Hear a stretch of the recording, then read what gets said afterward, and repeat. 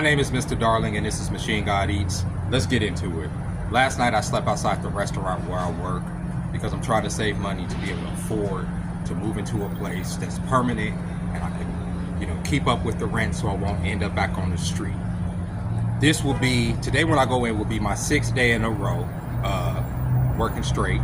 I'll be working 11 days in a row altogether. My next off day is actually on my birthday. I'm working my ass off. I'm working all these hours, busting these tables, serving these tables, trying to get enough money so that I can amass the money I need in order to get permanent residence, or at least a suite that I can pay weekly or bi-weekly.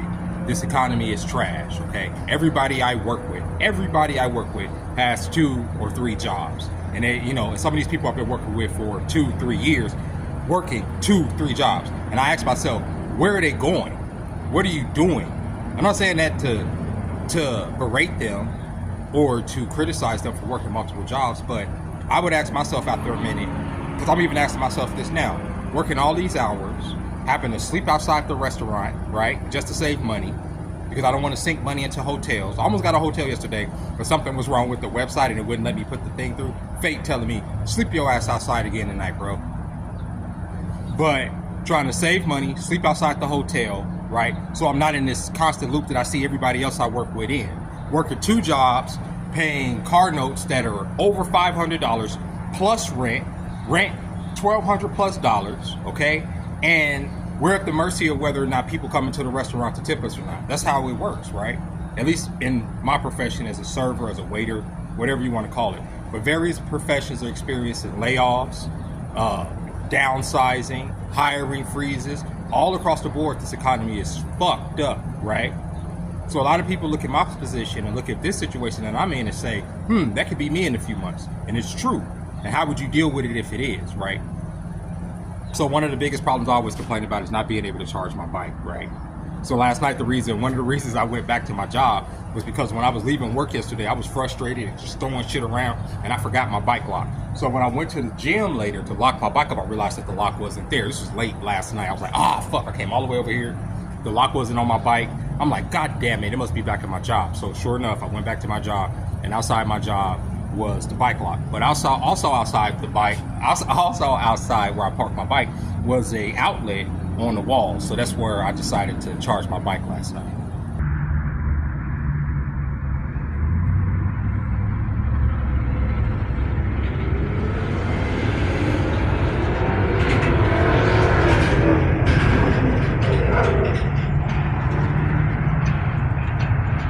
Having to find a place to charge my bike is a minor inconvenience to me compared to, let's say I did have a car, did have a license, and I was paying a car note.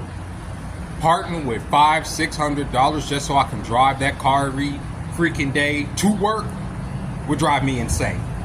No thank you. No thank you. But this is like normal for people. $500 car note, $100 plus for insurance, their phone bill, rent. There is no money. So that's why they're in this loop, working 2 or 3 jobs. We are slaves. We are slaves. Some people are working 2 or 3 jobs so they can avoid having to live outside like I've been doing. But at this point, I'm saving more money than most people I know because all of y'all money, everybody's money is going out to a lord, a landlord, a bill, obligation, a debt, right? It's like you can't amass wealth on your own to build generational wealth. People say, I put aside $100, $200, $300. That ain't enough money to save with, bro. That's the one thing that Nefertiti said the other night that I completely agree with, where she was talking about how ladies in the industry are constantly thinking that they're gonna get rich by selling their pussy and saving $200-300 a week. But I was thinking when she was talking, that's how 9 to 5 people do too. They don't even, not a week, a month, $200-300 a month, but that's how 9 to 5 people do too. Putting aside $100, $200, $300 if they can. If they can, most people can't even do that. Hoping that it's going to be a nest egg for later on in the future. But when you accumulate for what that is, even if you were able to save $200 a month, that's only $2,400 at the end of the year. You feel me? That's not a lot of fucking scratch. If you lucky. Hey, what's up, man? How you been? Good. Yes, sir. And even when you do manage to save, inflation is eating that money up. So that little $2,400 that you didn't save this year is going to be worth maybe $2,200 next year because of inflation, especially this rapid hyperinflation shit that we seem to be going through right now that got our cost of living so astronomically high. They have, basic toiletries costing that would typically cost you $2.50, costing damn near $5 for stuff, right? Eggs, groceries, stuff that people are complaining about, right? And yet we're going into a presidential cycle and everybody has an opinion about who's going to lead us into the future. We are in the future. We are at the culmination of what capitalism was meant to be. And what that is those on the top being our lords and us peasants and slaves being on the bottom. This is neo-serfdom, neo-feudalism. The lords are at the top. You pay whatever money that you make. It's not going to be to better your life. It's just to sustain your slave lifestyle. To the lords up top so they can get richer and richer. Meanwhile, they invite migrant after migrant in to make us poorer and poorer, and so that they can have a labor force that they can use and abuse while we're all at the bottom competing for fucking scraps. That's what's going on. Then they make things like what I do, sleeping outside, illegal, so that if they catch you, they can hem you up, they could go through your stuff, they could violate your constitutional rights. This is America, right? And so when people are all idealistic about, what Trump's going to do, or where was America great? This has always been America in one way, shape, or another. These things just change names. You understand what I'm saying? A homeless person being accosted by a police officer for sleeping outside is Jim Crow level shit. That's what black people went through just for standing outside of fucking stores back in the day, just for existing. And that's what homeless people are going through. And they justify it through the law. Right? Just like they've always done in America for atrocity. Yes, it's an atrocity to criminalize homelessness. It's an atrocity. It's a crime against humanity because having a place to live, having a place to sleep is the most basic of human rights. You understand? Or of living rights. Every creature on this planet should have a domicile to be able to rest and recoup, especially if you consider yourself to be a human being. Right? Otherwise, don't complain about society being a hellscape. Or a hellscape that it's going to become, because you can't live so high on the hog. People can't live so high on the hog in a mansions and I got a starter home and I sold my starter home for a mini mansion over here. Y'all can't live so high on the hog and not think that people at the bottom that are competing for scraps ain't gonna start stripping y'all shit down to the fucking bare bones, to where y'all have to flee this motherfucker in order to have any bit of peace. Y'all think that y'all can literally live so high on the hog while the rest of us have nothing and just be fine? That's not how that works, brother. It's not how it works. Alright, family. That's where I slept last night out of this daytime. I'm at work, about to hop on the ship. See, I got me some snacks on deck. And I got my tripod and everything, about to go over here and get on the ship. Probably about to get in trouble for not bowing down to the kiosk as much as I should have. They said they want us at 100% using the kiosk, even though that's damn near impossible. We're gonna see if I'm not gonna get my ass chewed out for not using the goddamn kiosk. But they are none the wiser that that's where I slept last night, and that's where I charged the mobile home unit. All right, folks, it's probably about time for me to start looking for another job, because I can't keep up with the ZOS, and I just got in trouble for it, like I told y'all. So 47%, we got to get to 100%, which is impossible for my tables. Especially like yesterday, I had a whole party, wasn't gonna work on the ZOS because they wanted entrees as appetizers and mix and match and da-da-da. Would have took me 30 minutes to use it. So yeah, it's about time for me to find someplace else to work. So the first thing that is said to me today when I entered the restaurant from my management isn't how good of a job I did last week in selling appetizers or upselling drinks and everything that I did last week to make the store money. The first thing that I was confronted with was that my ZOS usage has gone all the way down, meaning that the orders that I take, from the people, I'm not putting them in a little ZOS that's on the table. I'm taking it and putting it in a computer, and that is a problem which will require a fucking write-up. These 9-to-5 jobs, every 9-to-5 job, I've told y'all before how many different jobs and how many different places I've worked. The reason I've quit so many jobs or I've changed so many jobs is because of stupid shit like this. This is stupid. Forget everything else you do right. Forget showing up to work on time every day. Forget the fact that you get glowing reviews from every freaking table that you deal with. Forget the fact that you upsell appetizers all day. Forget the fact that you upsell in everything. The fact that you're not using this kiosk, to take a mind, half the customers don't want to even use the kiosk. They don't want you standing there using the kiosk with them. They don't want to use it. So what I've done is I'll take the kiosk from the table and input what I need to input into the thing.